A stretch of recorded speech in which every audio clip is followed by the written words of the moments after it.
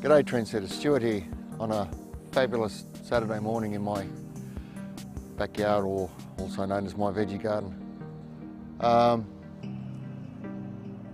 It's been another week without rain, so today we'll be watering, fertilising, mulching, all that.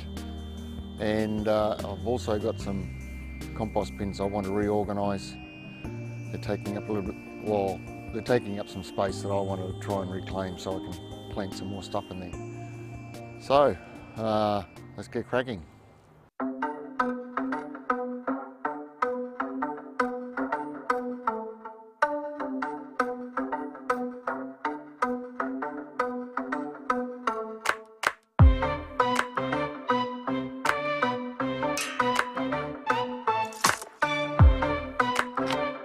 Just before I get stuck into the compost bins, I've just got this punnet of lettuce here that I've had soaking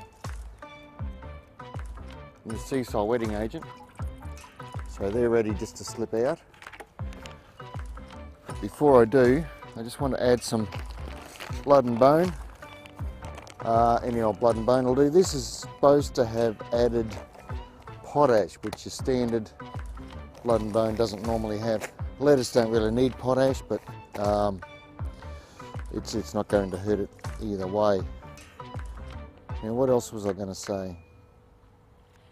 Probably better if I had done this a couple of weeks ago, given the blood and bone and the soil microbes a chance to turn it into some sort of a food that the lettuce can use. But doing it this way, I've never had any trouble doing it this way. Just following the instructions on the back of the packet. 150 grams per square metres. So that's about 3-4 handfuls per square metre. Alright. 1, 2, 3, 4. And most of my beds are all previously dug, so I can get away with just digging with the trowel. Just work that into the soil. So it's, it's a good 3-4 inches deep. That's all you want for lettuce. Soil's dry. I'm going to have to water straight after I plant these little blokes. Right, the tag says 20 centimetres apart and 20 centimetres between rows. They're a little cos lettuce, well, not little, but they're a cos lettuce. They grow fairly straight up, so they don't need a lot of width.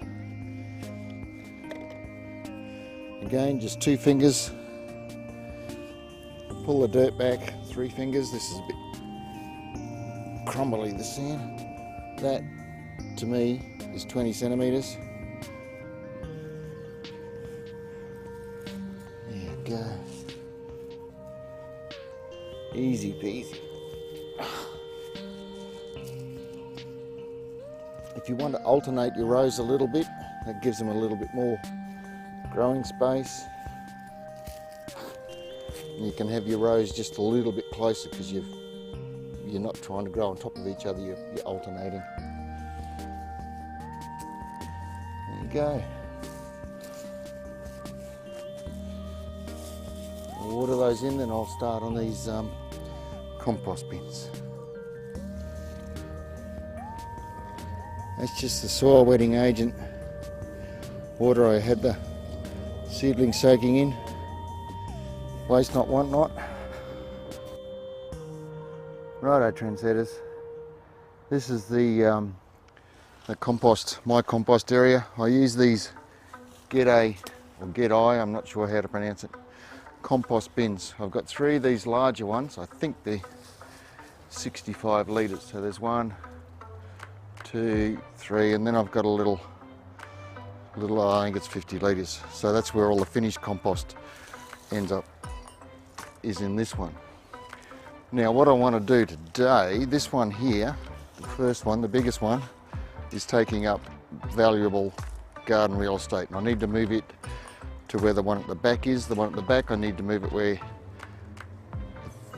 first one is. I need to move the first one up closer to the fence so I can move the other two. So that's my job for the next couple of hours.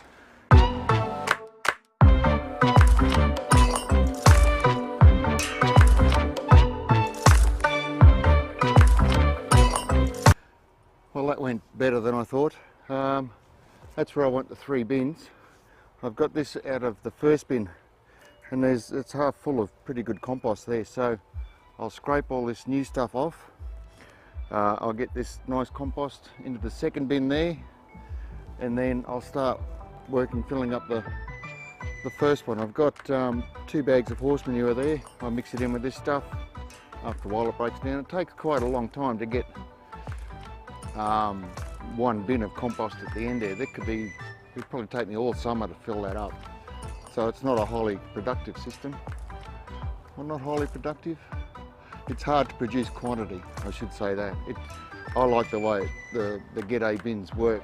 For starters, you don't have to build a permanent 3-bin compost system. It's got a lid on it, it's all enclosed, it's got lots of benefits and pluses that I like about it.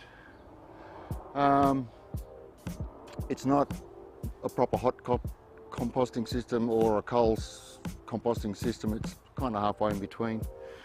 You'll need 2